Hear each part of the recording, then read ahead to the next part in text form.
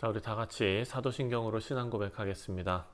전능하사 천지를 만드신 하나님 아버지를 내가 믿사오며 그 외아들 우리 주 예수 그리스도를 믿사오니 이는 성령으로 잉태하사 동정녀 마리아에게 나시고 본디오 빌라도에게 고난을 받으사 십자가에 못 박혀 죽으시고 장사한 지 사흘 만에 죽은 자 가운데서 다시 살아나시며 하늘에 오르사 전능하신 하나님 우편에 앉아 계시다가 저리로서 산 자와 죽은 자를 심판하러 오시리라.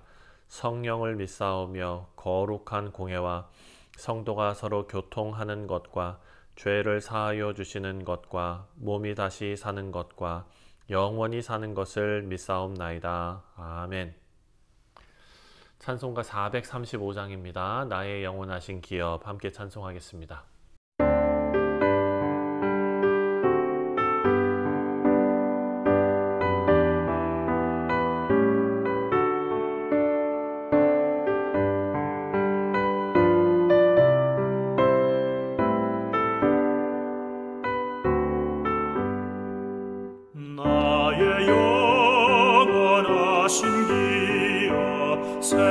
생명보다 귀하다.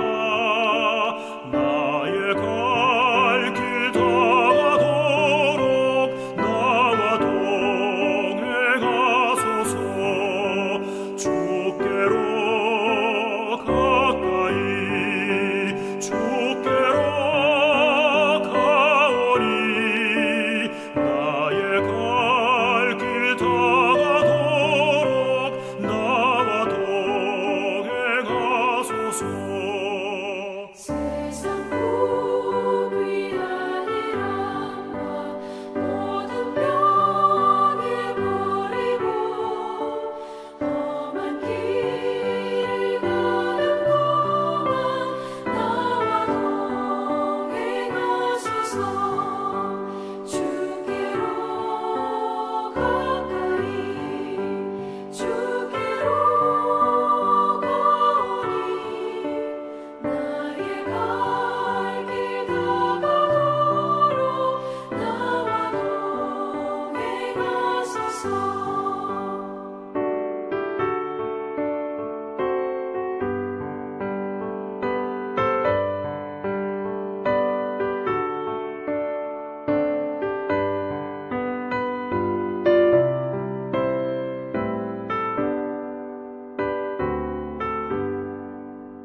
어둠 골짝 지나가며 험한 바다 건너서 천국 문에 이르도록 나와 동행하소서. 주께로 가까이 주께로 가오니 나의 갈 길 다가도록 나와 동행하소서.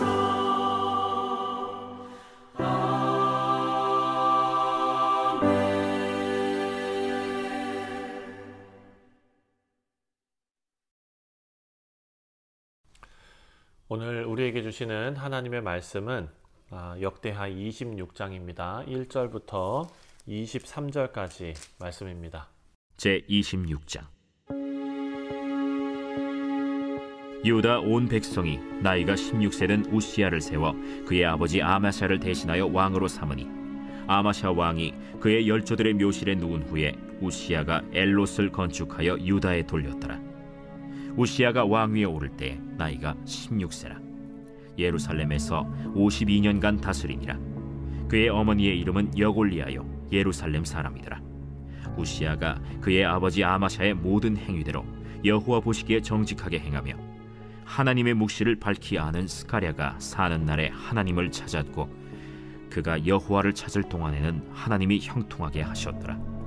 우시야가 나가서 블레셋 사람들과 싸우고 가드 성벽과 야브네 성벽과 아스돗 성벽을 털고 아스돗 땅과 블레셋 사람들 가운데 성읍들을 건축하며 하나님이 그를 도우사 블레셋 사람들과 구르바알에 거주하는 아라비아 사람들과 마온 사람들을 치게 하신지라. 암몬 사람들이 우시야에게 조공을 바치매 우시야가 매우 강성하여 이름이 애굽 변방까지 퍼졌더라. 우시야가 예루살렘에서 성 모퉁이 문과 골짜기 문과 성 구비에 망대를 세워 견고하게 하고 또 광야에 망대를 세우고 무릉덩이를 많이 파고 고원과 평지에 가축을 많이 길렀으며 또 여러 산과 좋은 밭에 농부와 포도원을 다스리는 자들을 두었으니 농사를 좋아함이었더라. 우시야에게 또 싸우는 군사가 있으니 서기관 여이엘과 병영장 마세야가 직접 조사한 수효대로 왕의 지휘관 하나냐의 휘하에 속하여 떼를 지어 나가서 싸우는 자라. 족장의 총수가 2600명이니 모두 큰 용사요. 그의 휘하의 군대가 30만 7500명이라. 건장하고 싸움에 능하여 왕을 도와 적을 치는 자이며 우시야가 그의 온 군대를 위하여 방패와 창과 투구와 갑옷과 활과 물매 돌을 준비하고 또 예루살렘에서 재주 있는 사람들에게 무기를 고안하게 하여 망대와 성곽 위에 두어 화살과 큰 돌을 쏘고 던지게 하였으니 그의 이름이 멀리 퍼짐은 기이한 도우심을 얻어 강성하여짐이었더라. 그가 강성하여짐에 그의 마음이 교만하여 악을 행하여 그의 하나님 여호와께 범죄하되 곧 여호와의 성전에 들어가서 향단에 분향하려 한지라. 제사장 아사랴가 여호와의 용맹한 제사장 80명을 데리고 그의 뒤를 따라 들어가서 우시야 왕 곁에 서서 그에게 이르되 우시야여, 여호와께 분향하는 일은 왕이 할 바가 아니오. 오직 분향하기 위하여 구별함을 받은 아론의 자손 제사장들이 할 바니 성소에서 나가소서. 왕이 범죄하였으니 하나님 여호와에게서 영광을 얻지 못하리이다. 우시야가 손으로 향로를 잡고 분향하려 하다가 화를 내니 그가 제사장에게 화를 낼 때 여호와의 전 안 향단 곁 제사장들 앞에서 그의 이마에 나병이 생긴지라. 대제사장 아사랴와 모든 제사장이 왕의 이마에 나병이 생겼음을 보고 성전에서 급히 쫓아내고 여호와께서 치심으로 왕도 속히 나가니라. 우시야 왕이 죽는 날까지 나병 환자가 되었고 나병 환자가 되매 여호와의 전에서 끊어져 별궁에 살았으므로 그의 아들 요담이 왕궁을 관리하며 백성을 다스렸더라. 우시야의 남은 시종 행적은 아모스의 아들 선지자 이사야가 기록하였더라. 우시야가 그의 조상들과 함께 누우매 그는 나병 환자라 하여 왕들의 묘실에 접한 땅 곧 그의 조상들의 곁에 장사하니라. 그의 아들 요담이 대신하여 왕이 되니라.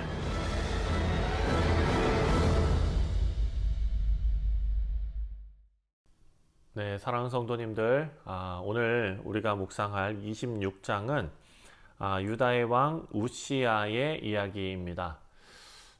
유다 역사에서 가장 오랫동안 통치했던 왕 중에 한 명입니다. 우시야 왕은 나라를 부강하게 만들었던 뛰어난 통치자였고요. 그리고 16살의 나이에 왕이 되어서 52년을 다스렸습니다.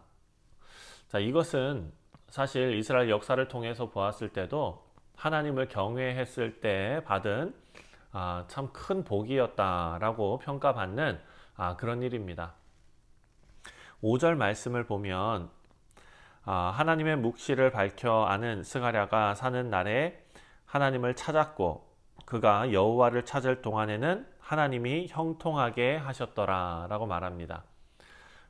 우시야 왕이 하나님을 찾을 동안에 하나님께서 그 나라와 그 왕을 형통하게 하셨다라고 기록해 놓고 있습니다. 이 말씀대로 우시야 왕의 시대에는요, 그 나라가 경제적으로도 번성했고 또 군사적으로도 강성했고 기술적으로도 발전했던 그런 나라였습니다. 하나님 은혜로 부강한 나라를 세웠습니다. 근데 그 인생이 참 안타깝게도 계속 이런 일의 반복인데 마지막에 영광으로 끝나진 않습니다. 성공이 겸손으로 이끌었던 그런 인생이 아니라 오히려 그 성공이 교만함으로 이끌어서 그 인생을 무너뜨렸던 그런 안타까운 일입니다. 계속 이스라엘 역사 가운데 반복되는 일이죠. 먼저 1절부터 15절까지 내용을 보면은요, 성경이 계속해서 우리에게 말합니다. 하나님을 구할 때에 형통의 복이 주어진다 라는 것이죠. 5절 우리가 아까도 읽었지만 하나님을 찾는 동안에 하나님께서 형통하게 하셨다라고 말합니다. 자, 우시아의 아버지가 누굽니까? 아마샤입니다. 아마샤도 같은 일을 반복했죠. 아마샤가 죽고 난 후에 왕이 되었습니다. 그래서 이 우시아 왕은 아버지처럼 하지 않고 처음에 하나님을 경외하는 그런 마음을 가졌습니다. 스가랴 선지자, 그 가르침을 받으면서 하나님을 의지했고, 또 하나님은 그 손을 통해서 유다를 형통하게 만들어 주셨습니다. 그래서 좋은 리더십 안에서 나라도 경제적으로도 안정되고, 또 많은 성읍들을 건축하고, 군대도 재정비하고, 군사 장비도 개발하고, 이렇게 참 훌륭한 일들을 했는데요. 주석을 보면, 그 기록을 보면 예루살렘에 투석기, 그리고 화살 쏘는 기계, 영화 보면 그런 거 나오지 않습니까? 네, 그런 기계도 그때 만들어졌다라고 말합니다. 15절 말씀을 보면은요, 15절에 예루살렘에 재주 있는 사람들에게 무기를 고안하게 하여 망대와 성곽 위에 두어 화살과 큰 돌을 쏘고 던지게 하였으니 그의 이름이 멀리 퍼짐은 기이한 도우심을 얻어 강성하여 짐이었더라. 아멘. 자, 기이하게 도우심. 주변 나라들이 왜 이 나라가 이렇게 강성하게 될까? 이것을 기이하게 도우심이라고 표현해 놓고 있습니다. 인간의 능력으로는 설명할 수 없는 하나님의 특별한 도움을 의미하는 거죠. 그래서 이 말씀을 통해서 우리가 알 수 있는 것, 우시아의 번영은 철저하게 하나님의 은혜 때문이었다라는 것입니다. 젊은 나이에 성공했습니다. 시작은 겸손했습니다. 사랑하는 성도님들, 하나님을 찾는 사람들에게 하나님께서는 형통의 길을 여시고, 또 인생의 모든 영역에서 하나님을 의지할 때 하나님께서는 우리의 손을 붙잡아 주신다라는 것을 우리가 알 수 있습니다. 하지만 이것이 하나님께 더 나아가기 위한 통로로서 우리에게 주어졌다라는 것을 기억해야 합니다. 이 번영이 스스로 영광을 세우는 그런 수단이 된다면 이 이전의 왕들처럼 그 인생은 비참한 결과를 맺게 될 것입니다. 두 번째로 생각할 것은 바로 16절입니다. 16절에 그가 강성하여짐에 그 마음에 교만하여 악을 행하여 그의 하나님 여호와께 범죄하되 곧 여호와의 성전에 들어가서 향단에 분향하려 한지라. 자, 우시아의 성공, 그 성공이 하나님께 더 가까이 나갈 수 있도록, 또 하나님 앞에 귀하게 쓰여지는 도구로서 강성함이 쓰여져야 될 텐데 오히려 그 복이 마음을 부패시켰습니다. 스스로 강하다고 생각합니다. 그래서 하나님께만 속한 영역에 손을 대기 시작합니다. 그 조상 사울 왕도 그러지 않았습니까? 성전에 들어가서 분향하려고 했습니다. 이것은 제사장만 할 수 있는 일입니다. 왕으로서 정치와 군사를 담당해야 됐지만 제사와 예배는 하나님께서 택하신 제사장들의 영역이었습니다. 하지만 자신이 그것도 감당할 수 있다라고 오만하게 생각했던 것입니다. 제사장 아사랴 그리고 80명의 용감한 제사장들이 왕을 막아섭니다. 18절입니다. 18절에 우시아 왕 곁에 서서 그에게 이르되 우시아여 여호와께 분향하는 일은 왕이 할 바가 아니요 오직 분향하기 위하여 구별받은 아론의 자손 제사장들이 할 바니 성소에서 나가소서. 자, 담대하게 경고했는데 우시아가 그 말을 들은 것이 아니라 오히려 분노합니다. 성경은 분을 내는 동안에 여호와의 전 안에서 그의 이마에 나병이 생겼다라고 기록합니다. 성공은 축복입니다. 하지만 동시에 시험이다라는 것을 우리가 말씀을 통해서 계속 묵상하고 있습니다. 하나님께서 우리를 높이실 때 그 높아진 자리가 신앙의 교만으로 변할 수 있다는 것을 꼭 기억하고 내가 한 것이 아니다, 하나님이 하셨다, 이것이 우리의 마음과 우리의 입술에서 계속해서 고백되기를 바랍니다. 마지막으로 19절부터 마지막 23절까지의 내용을 보면은요, 이 우시아 왕의 슬픈 결말이 나옵니다. 21절을 보니까 우시아 왕이 죽는 날까지 나병 환자가 되었다라고 기록합니다. 하나님의 진노가 나중에 나타난 것이 아니라 그 장소, 그 자리에서 즉시 나타났습니다. 우시아의 얼굴에 문둥병이 생겼고, 그리고 그때 당시의 법에 따르면 평생 격리된 채로 살았어야 했습니다. 왕이었지만 하나님 앞에 제사드리러 하나님의 전에 갈 수도 없었고 백성들 앞에도 나올 수가 없었습니다. 한때는 모든 백성들이 우러러보는, 나라를 부강하게 만들었던 그런 왕이었지만 인생의 마지막이 어떻습니까? 외롭고 수치스럽고 그런 부끄러움 속에서 그 인생을 맞이하게 됩니다. 자, 왕권은 그의 아들 요담이 이어받고 우시아는 별궁에서 격리된 채로 죽습니다. 그가 죽었을 때 왕들의 묘실에 완전히 묻지 않고 따로 묻혔다라고 23절에 적어 놓았습니다. 왜냐하면 나병 환자였기 때문입니다. 끝이 너무나 비참하지요. 사랑하는 성도님들, 하나님께서 주신 복을 쏟지 않는 우리 모두 되기를 바랍니다. 우시아의 생애는 하나님 도우심으로 시작했습니다. 하지만 자신의 힘으로 끝난 인생이었습니다. 하나님께서 주신 은혜로 높아졌는데 그 높아진 자리에서 하나님을 잊어버립니다. 자, 하나님을 찾는 것이 인생의 복이라는 것을 꼭 기억하시고, 우리 모두가 오늘 하루 우시아의 교만이 아니라 예수님의 겸손을 닮아가는, 그래서 하나님께 영광 돌리는 귀한 성도님들 다 되시기를 주님의 이름으로 축원드립니다. 기도하겠습니다. 하나님 아버지, 은혜와 사랑에 감사를 드립니다. 우리 인생에 하나님께서 복을 주실 때에 그 복이 우리의 겸손과 순종을 테스트하는 시험이 될 수도 있음을 기억하며 늘 우리의 마음과 생각을 고쳐 잡고 하나님을 바라며 하나님만 의지하는 겸손한 주의 일꾼들이 다 되게 하여 주옵소서. 감사드리오며 예수님의 이름으로 기도하옵나이다. 아멘. 하늘에 계신 우리 아버지여, 이름이 거룩히 여김을 받으시오며 나라가 임하시오며 뜻이 하늘에서 이루어진 것 같이 땅에서도 이루어지이다.